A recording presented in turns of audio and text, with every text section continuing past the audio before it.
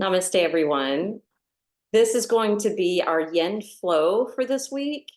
And I'll go ahead and tell you, I am diverting away from talking about Peru and the experiences that I had on that retreat last week, because I want to talk to you about something very real that's happening in my family right now. And I can see a correlation between what's happening in life and what's happening to someone's health. All right, so most of you know my dad has been a stroke victim since 2019, and he's had a few setbacks, along the way. And he's always been able to recover or at least get back the walking ability where he could at least use his cane in the house, where he's not totally reliant on a wheelchair unless he's outside or tired, right? Well, this past year he had difficulty with his health, landed in the hospital for weeks at a time, and has never quite bounced back. And now my mother's brother has throat cancer. He's had surgery, but he's too old and weak to go through chemo, and he is not able to swallow his food. So, if we can't nurture ourselves with food the way we normally do, the bother tends to wither and die. And we know that's going to be his fate. So while I was preparing for my trip, we were alerted to this, and my sisters and I were trying to figure out how could we get my mom over to Tennessee so that she could see her brother. And we had tried to finagle all the different scenarios, but I told my sisters, hey, let's do it this week because next week I'm out of the country. Well, we couldn't quite get it together that week. And sure enough, my mother was flying into Nashville while I was out of the country. It all worked out where she got a ride to go see her brother. My other sister was able to drive her all the way back to North Carolina.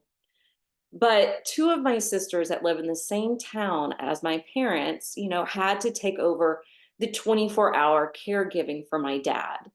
Now, my mother is usually this person, and they realized how difficult it is for my mom, especially at night, because my dad doesn't always have control over his, um, you know, going to the bathroom. So he would soil himself at night, as he does most nights.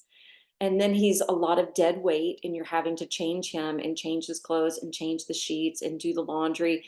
And you can only imagine by the time you get all this done, you can't go back to sleep. So we're talking sleep deprivation on top of caregiving. But anyway, when I was talking to one of my sisters, she was really upset that my mom is having to, take care of my dad 24 hours this way and not really getting a break. And then on top of that, now my sister is having to take care of him, and she's having to take him to the bathroom and having to clean him. And she was really upset that, as a daughter, she's having to do this for her father. And she was explaining to me that, no daughter should have to do this for their father. Now, I just let her vent because I was a caretaker for my grandmother when she was dying of colon cancer. So I was cleaning my grandmother and all of that. So I understood where she was coming from. At the same time, I was just thinking, but I didn't tell her this, if you could just change your perspective, you know. Basically, fast forward a few days beyond that, she had gone on vacation this week and started losing sight in her right eye. And the next day, more of the vision was gone. And so she went to the eye doctor at a new town, new place, to discover her retina had displaced from her eye and she was literally going blind. And they said, if we don't do this emergency surgery now, we may not be able to repair it. So basically, here on vacation, now she's having eye surgery. And she just had it yesterday, and already it's healing because she went to the doctor today, and she can't quite see out of the eye, but she can see more than she did before the surgery. So I sent her a blast of Reiki, and this is what I'm getting to tie it back in with yoga. So last night I was able to send her Reiki. And as I was working on her brow, there's one of the first moves of Reiki where you're working over the third eye and the eyes, all of this like stardust gold was like raining down into her right eye. And obviously, I took that as a really good sign for healing because gold is one of the highest frequencies of all. And if you think back on like Renaissance paintings, iconography, anytime they wanted to represent the divine or something godly, they would trim it with gold or put a golden halo around it.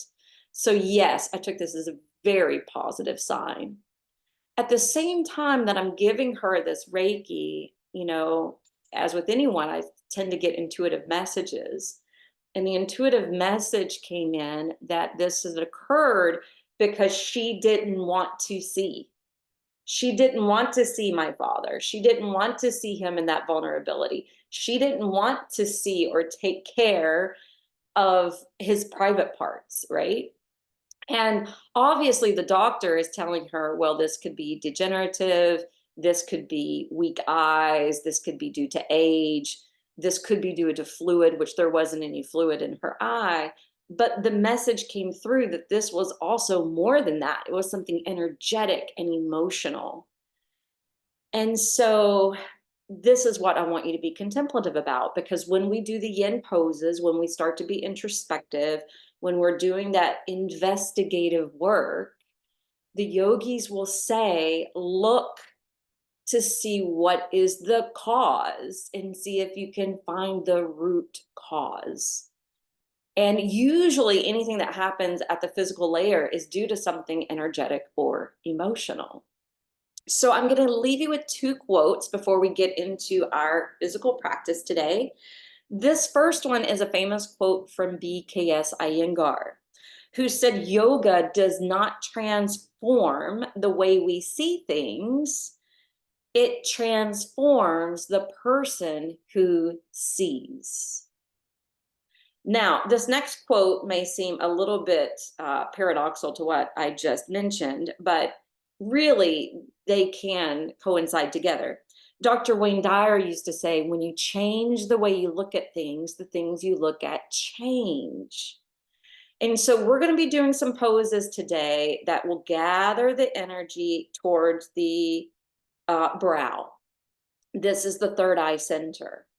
It does rule vision, but more than the vision, it's foresight, insight, imagination, intuitive knowing, right? The eyesight actually also goes with the solar plexus, the abdomen. And so when we go through our practice today, I want you to visualize this golden stardust falling on the areas of the body that we're either promoting the stretch with or feeling the sensation, or even directing it to the places inside of your mind or body that you know has certain ailments forming, or maybe worn out or tired, or just needing that more healing energy. Okay, so we'll go ahead and start on our backs, and we are going to begin in banana asana.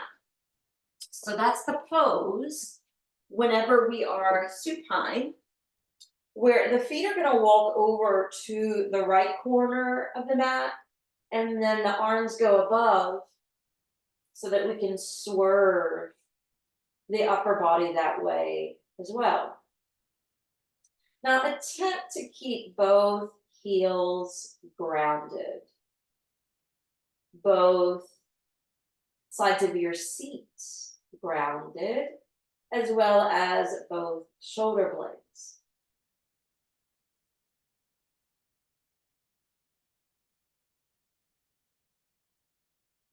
Feel free to rest your eyes.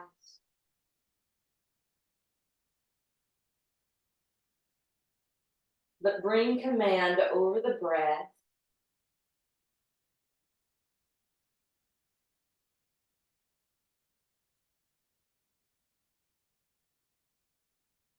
And as you're breathing, take a moment to envision that golden stardust raining down over your brow.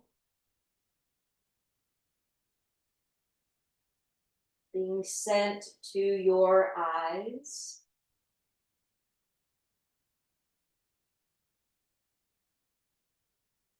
And then you can also let that golden stardust come into any pockets where you feel sensation in the stretch.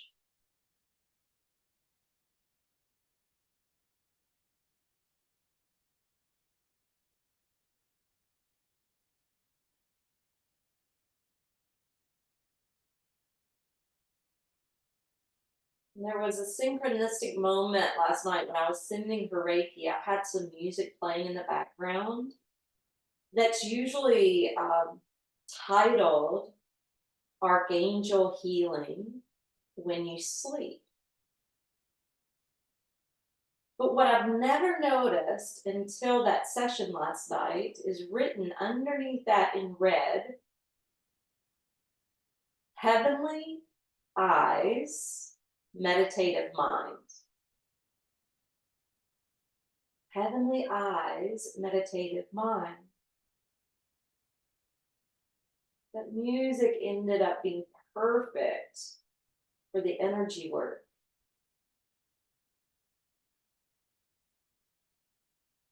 Now that you've been opening up this side panel of the body, let's separate the left limbs away and bring the head to the middle of the arms, almost as if you're creating the shape of a star.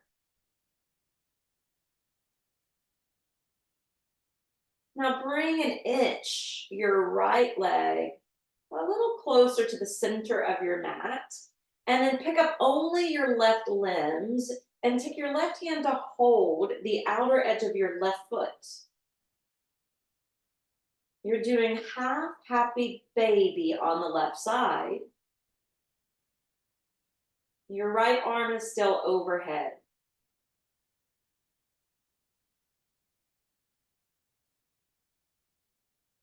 Now you don't have to continuously pull down on the foot,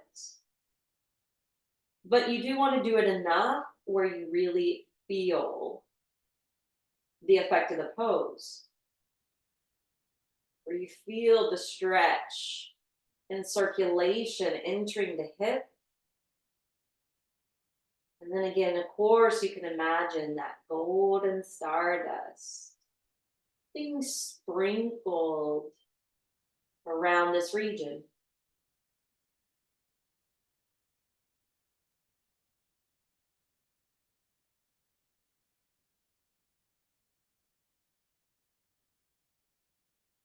Now let's send the right arm to hover over the right leg. And then pull the navel in, peel the back side of your head off the ground. And then you can hover and float your right foot in lightning bolts. Now in lightning bolt pose, we're going to take it more into a yin position. Cross that foot over, and you can either hold it with your right hand, or you might be available to hook the arm around the foot in a cradle hold. And at that point, we'll descend the right heel and the back side of the head. The supine version of pigeon. And if this is crazy much for you, please stack your left ankle over a bent right knee, and you can hug it in that way.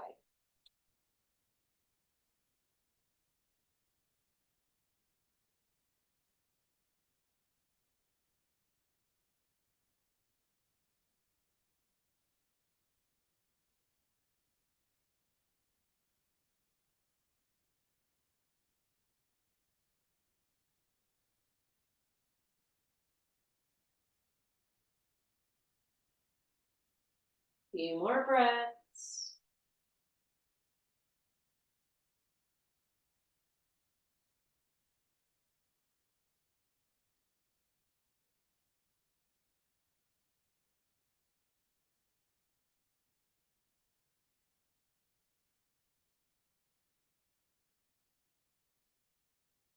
All right, let's release our hold. Take the arms back overhead. All right, reshape your body to banana asana, except this time the feet and arms are curving to the left. Both heels resting, both sits bones resting, and shoulder blades resting.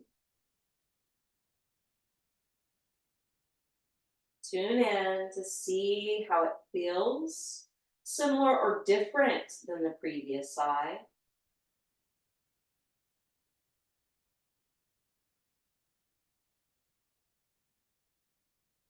Bringing that golden stardust into your third eye,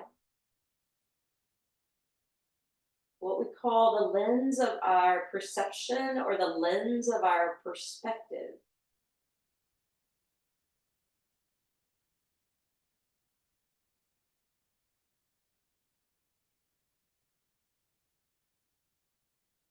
Bring any of that golden stardust into any areas where you feel the stretch.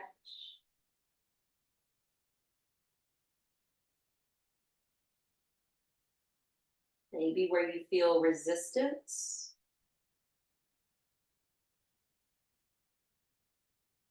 Or stagnation in the body.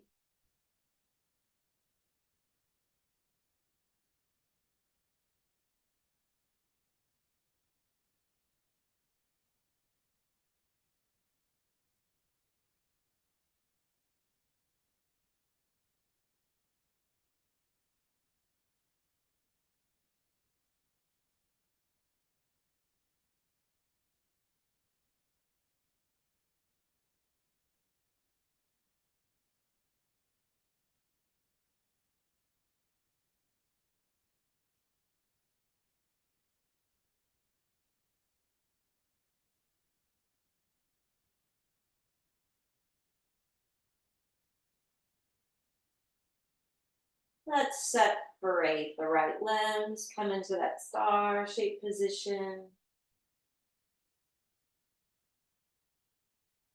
Bring your left leg now more towards the middle of your mat. Pick up your right limbs, catch that foot with your hands, and move into that happy baby position.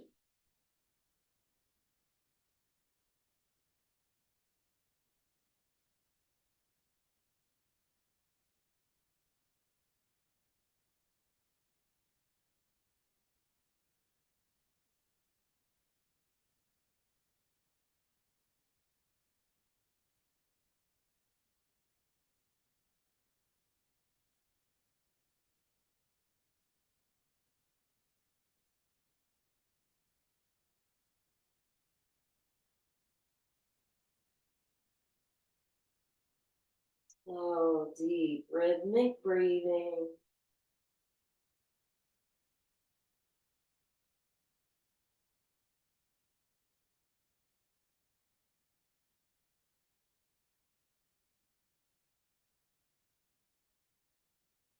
Inhale, reach the left arm to hover over the left leg. Exhale, squeeze the belly in, lift the head and shoulders off the floor. Maybe even hover your left foot. Lightning bolts.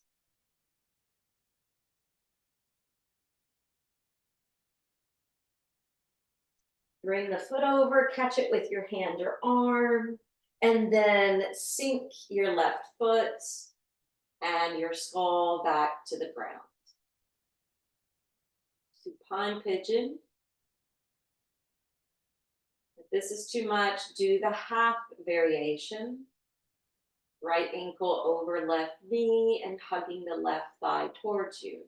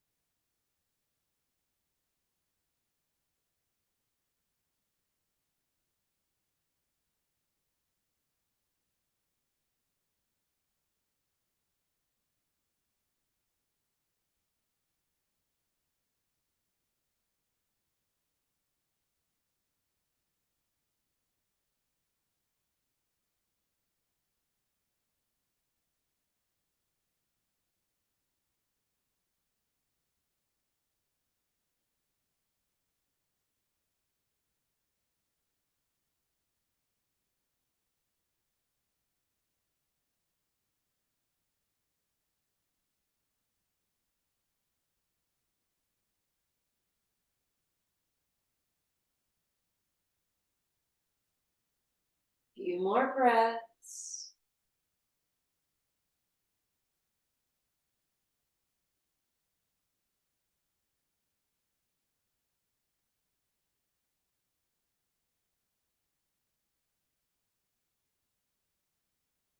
Once you release, take a quick supine position. Feel that disbursement of energy. And then bend both knees, roll over to one side, and we're going to meet in a tabletop position. Now, in our tabletop position, we're going to be going through this little maneuver that may feel a little similar to cat-cow. So you don't have to be overly structured in your tabletop right now. Wrist below shoulders, knee below hips. We're lifting the left foot, crossing it over the back, cat curling its tail pose. And then as we exhale, we contract the belly, do a little cat stretch back to bring the nose towards the knee. Inhale, cat curling its tail. Exhale, cat stretch, nose towards knee. 3 more rounds.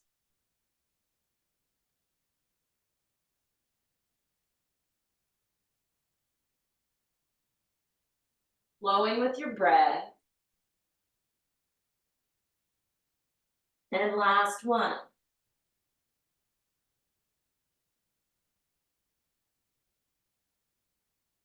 Now come back to tabletop, but walk your hands more ahead. Curl the toes, lift to down dog. We're going to stay on this left side. But before we continue anything else, evenly distribute your weight within both feet, both hands. Feel how square your shoulders and hips are. And also feel the angle here. We're angling the hips up and back away from the wrist. And there's a nice diagonal line from your hips down to your brow. So downward facing dog is one of the primary poses to stimulate the third eye. Keep your eyes open, remembering that quote, if you change the way you look at things, the things you look at change. Inhale, lift your left leg and take downward scorpion, turning your head up underneath the left arm. And then as you exhale, cheetah, nose towards knee, shoulders over hands. Inhale, downward scorpion. Exhale, cheetah. So we're basically amping up what we did from table. Downward scorpion on the inhale. And cheetah on the exhale. 2 more.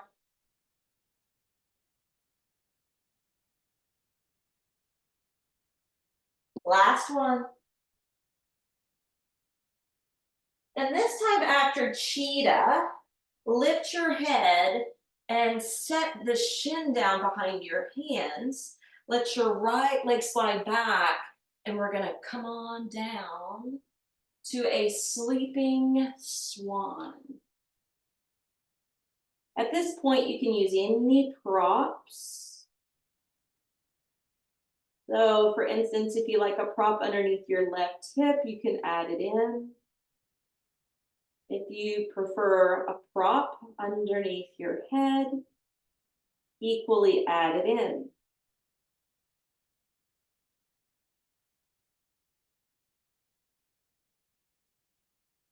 Deep here in some stillness.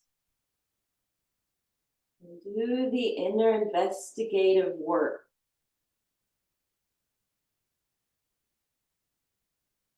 If you're having a certain element in your body, maybe asking the question and seeking some clarity on finding the root cause. Think about when it began.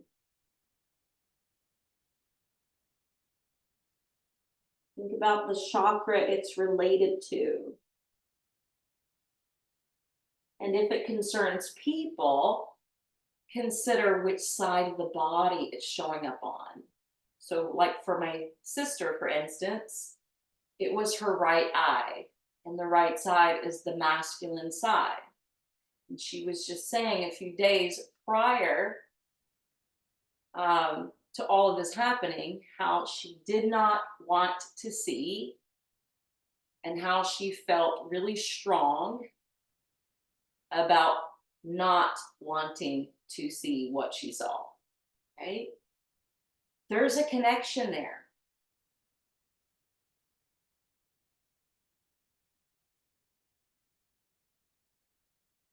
Just like there's connections within us.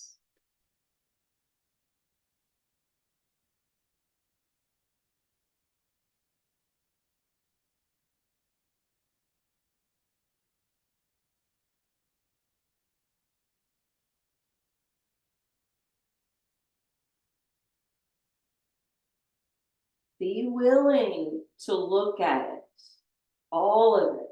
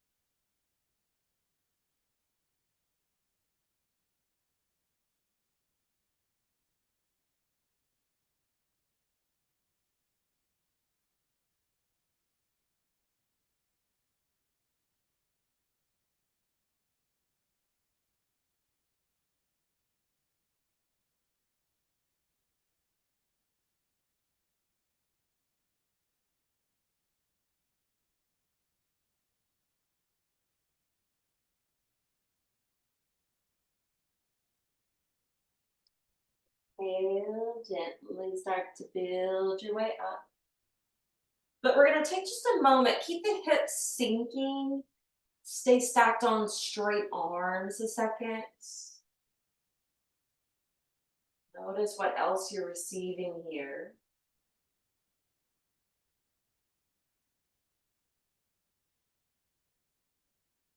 All right, we're going to back up the hips to table. Realign. And then we're going to take that to the right. So pick up the right foot, cross it over, cat curling its tail pose. And then exhale, nose towards knee, cat stretch back. Inhale, cross that foot over the back. Exhale, contract your core and curl in.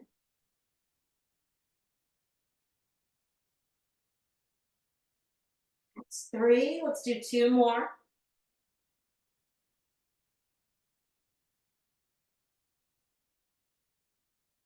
The difference between cat curling its tail pose and downward scorpion is not just whether we're in table or down dog.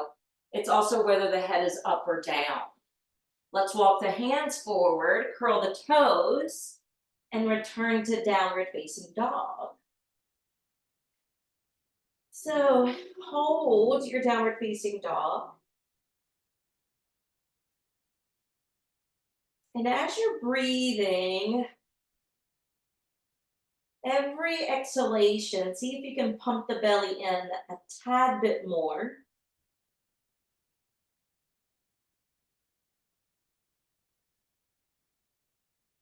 And then we'll start to flow. Inhale, right leg up and crosses over, downward scorpion. Notice the head spills and looks underneath the arm. Exhale, curl in, cheetah. Inhale, downward scorpion. Exhale, cheetah. 3 more sets. Keep it in sync with your breath. When something starts to become hard, we tend to want to move faster. Rhythmic breathing, rhythmic motion. And then after contracting and curling in, set the shin down, stretch your left leg back, and come on down.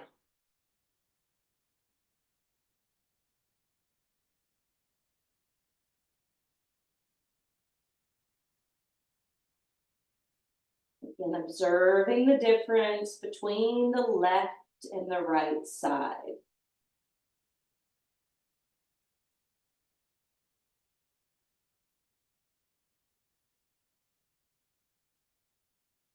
More or less sensation.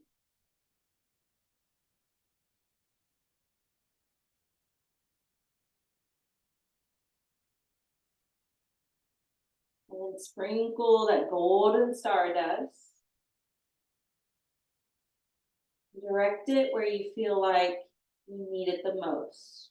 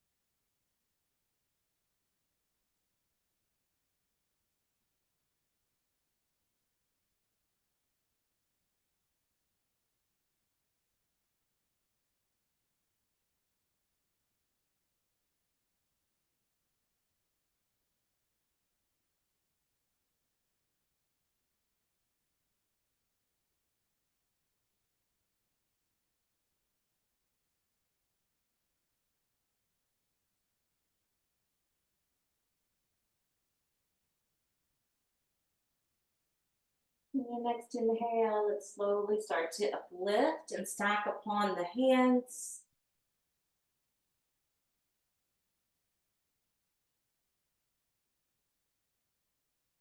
Now I know in that previous sequence we rocked back to table, but this go round we're going to downward facing dog. So it's okay to go ahead and tuck the left foot under, to step the right foot back, to be inverted this way.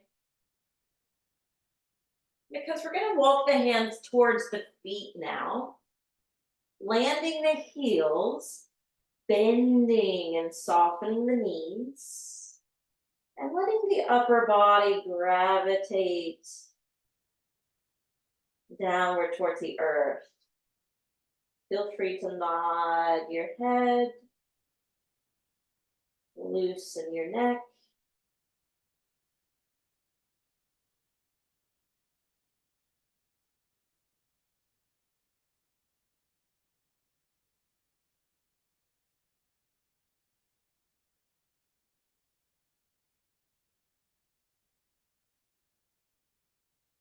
So notice the difference in the angle of the upper body here. I know everybody's different, but you can tell, this pose when you have that flexibility happening in your hamstrings. It's actually more of the crown of the head facing the floor versus your brow facing the floor, like in down dog. So, this is a good, not only for the crown chakra, but obviously the root chakra, since the primary stretch is in the legs.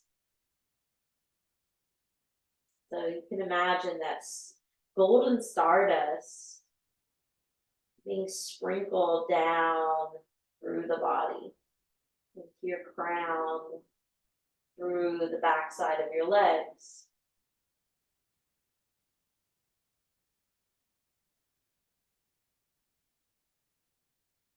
It's another inversion since we're kind of flipped upside down. Even though it's yin and we offer eyes to be shut, I would suggest today with this theme, when you're flipped upside down, to have the eyes peeled open, knowing that yoga transforms the seer and cleanse the lens of our perspective.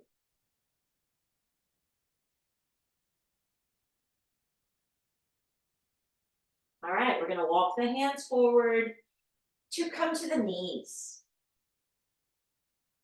Now, I already tried this earlier today, and the full Thai goddess was too much. I don't know if it's the hiking I did last week, but I'm going to lean forward onto my hands, but obviously, you can see my feet, the toes are still tucked. So you can do this too. We're going to be adding in some eye yoga today. So being on your feet, or feet and hands, look straight ahead and imagine you're looking at a big clock.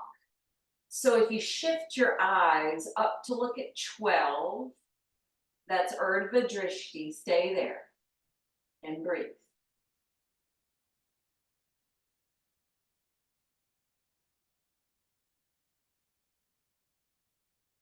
Then cross the eyes to where 1 would be on the clock. And what we're doing as we work the eyes around the clock, you're going to start to notice, where does your eye muscles feel strong versus weak? All right, send it to 2.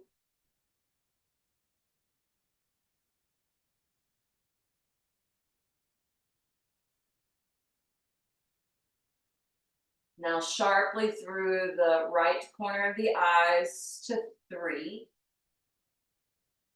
This is what we call Parshva Drishti, side gaze. Drop it to 4. This is where I have weakness.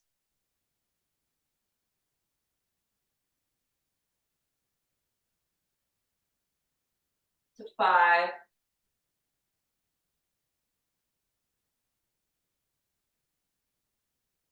Still at 5.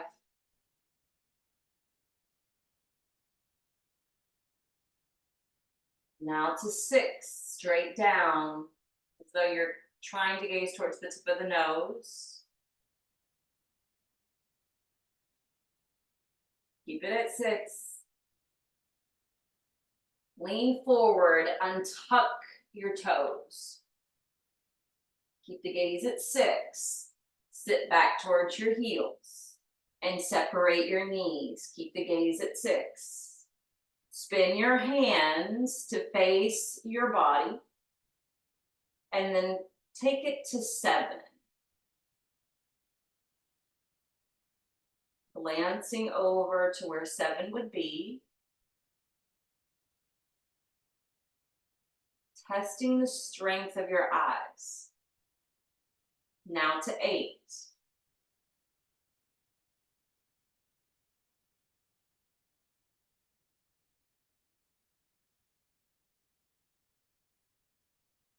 Sharply through the left corner of the eyes to 9. Ardhva Drishti.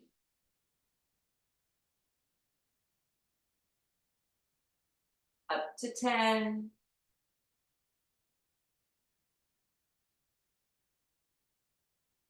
This is the other place in my eyes where I feel weakness.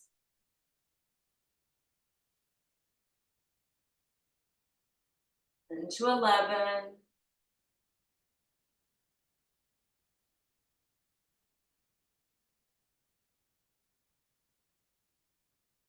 18, 11. And back up to 12. Then relax your eyes. Close the legs. Have the palms open at your feet and double over to child's pose.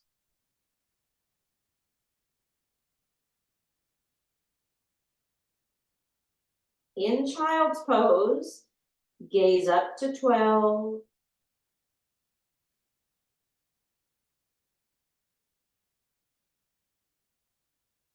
To the left to 11. Doing this with eyes shut.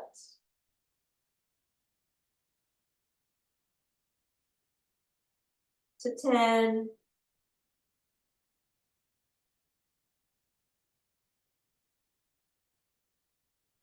To 9.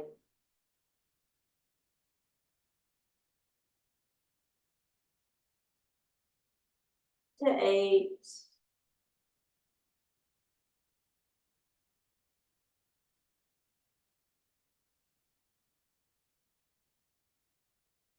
7.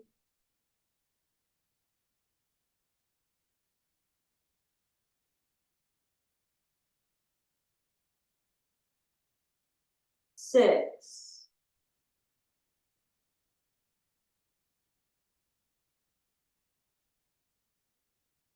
5.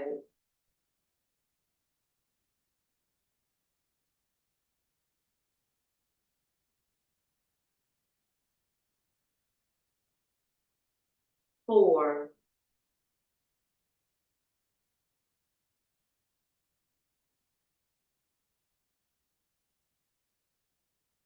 3.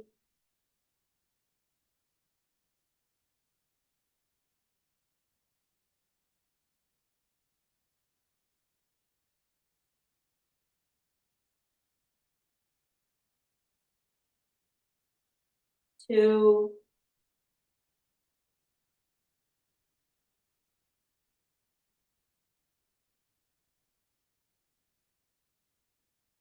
1.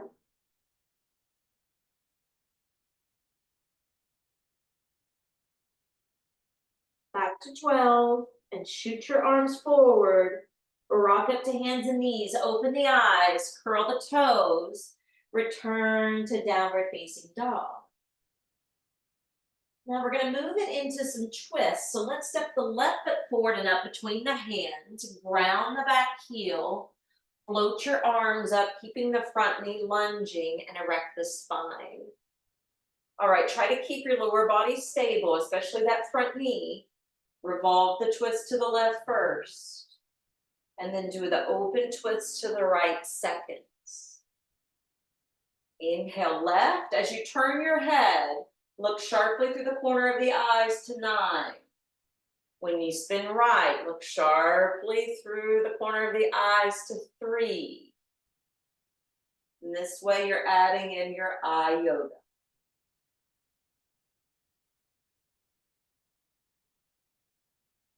Inhale to center, lift the arms overhead. Pull the palms together to touch. Exalting the warrior, and exhale, hands down. Step back, down dog. Right foot steps through, back heel settles to the ground, and lift to warrior with your arms in front. Stack on your feet, stabilize your lower body. Inhale to the right, gaze at 3. Exhale, twist to the left, gaze back to 9. And continue.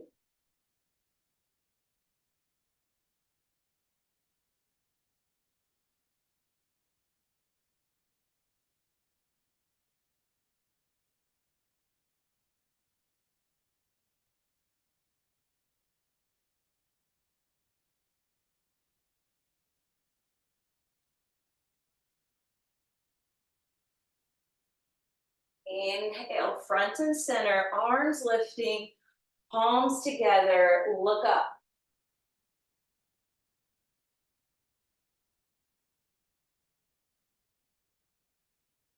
And then exhale, hands down, step the back foot forward, but this time keep your legs stacked, aligned, engaged, active, Uttanasana.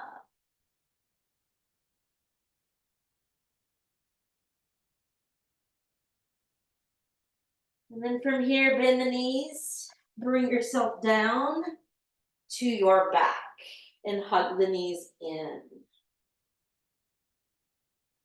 We're going to continue with the twist. And we're going to do it the Vini Yoga way, okay? So that means we're going to turn completely to the left side and we're going to stack the hands. Now let me go ahead and say, if your head doesn't quite touch the floor, or if it doesn't want to stay on the floor when you roll open, I would provide a pillow or a blanket for support. All right, here we go. The hands are stacked. As we inhale, the right arm is going to lift and fan to the opposite side. And then as you exhale, you lift it up and bring it back around. Inhale, the initiation of the breath lifts the hands. The length of the breath will determine your pace. And then your exhale will lift the hands. The length of the breath will take it back to where you started. The end of the breath, the hands touch.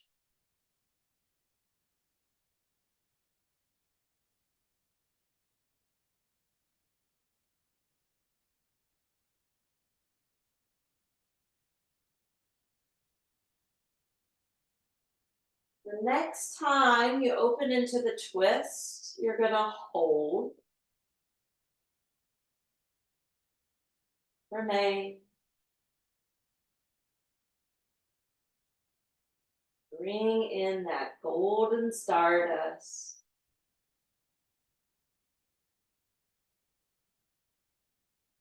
Since twists help to activate all 7 chakras, and the chakras are what create the astral spine. You can imagine them all spinning gold or creating a golden column.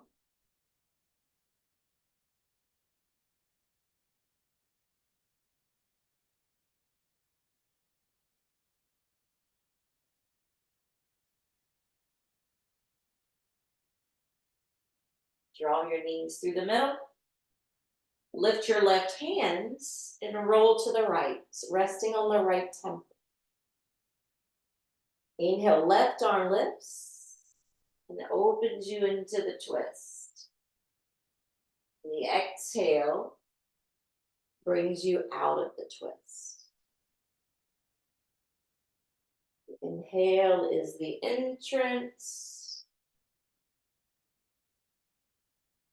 The exhale is the exit.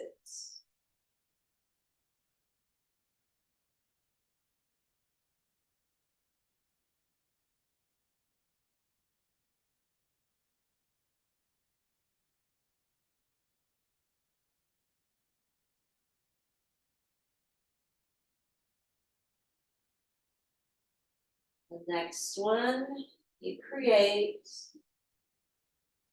saturate here.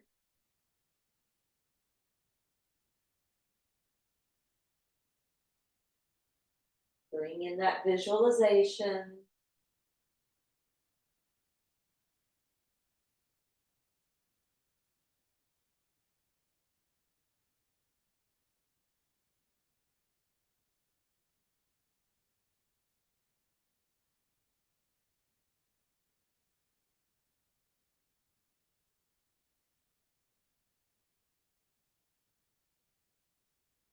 And then I want you to consider what you would like for Shavasana today. If you want to use your props and create Stonehenge, or if you want to create a restorative back bend.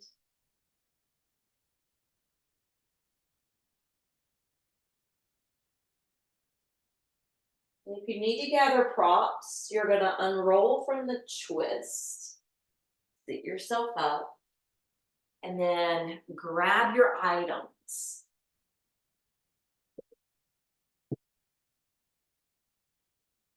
Form your position.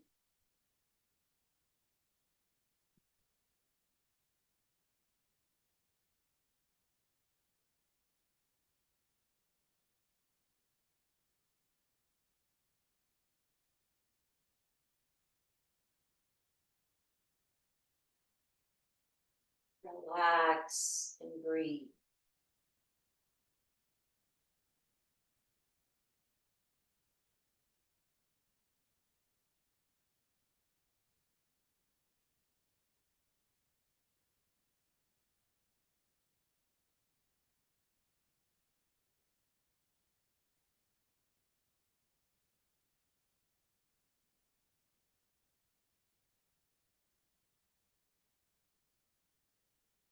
Feel as though your whole body is filled up with these flecks of golden light, almost like glitter, shiny, reflective, beautiful.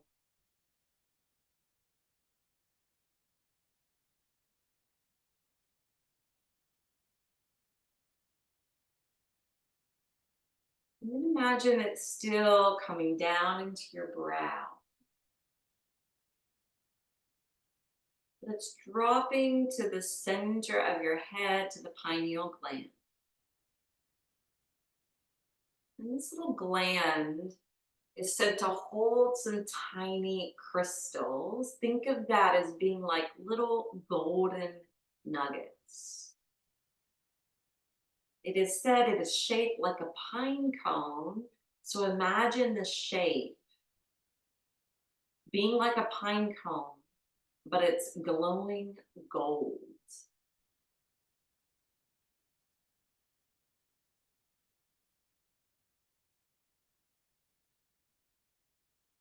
And then before I leave you to rest in some silence, I want to bring in the serenity prayer.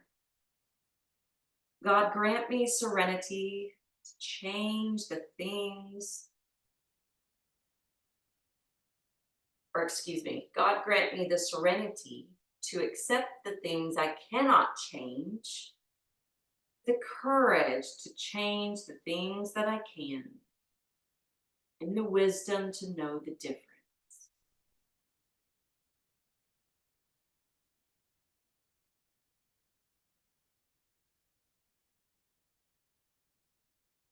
Serenity to accept the things that I cannot change,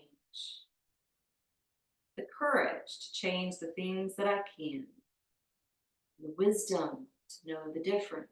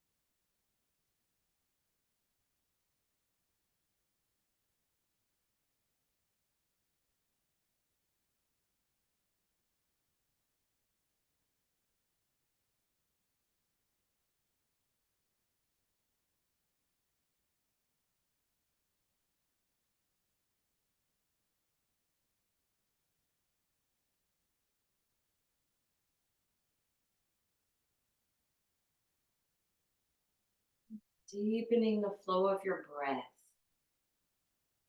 activating some movement, and exiting the pose that you had chosen to come up to a comfortable, held seat.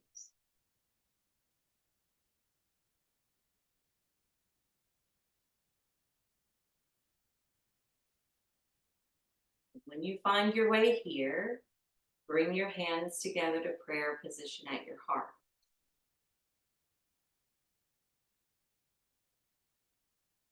Perfect moment to bow your head, to ask for any insight. If you're trying to find the root cause of something happening physically in your body,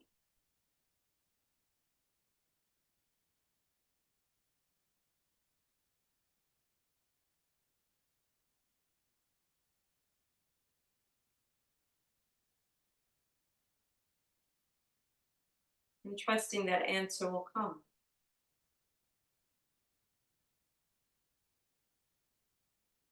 And we'll chant together the Om Shanti Shanti Shanti.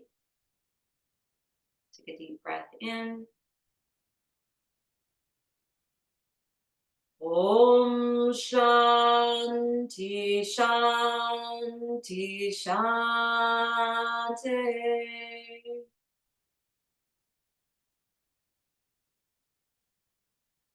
And Shanti is said 3 times. It means may we all walk away from this practice being free and at peace from anything out of our control, anything imposed upon us by another, or any internal stressors of our own. Om peace, peace, peace. Namaste.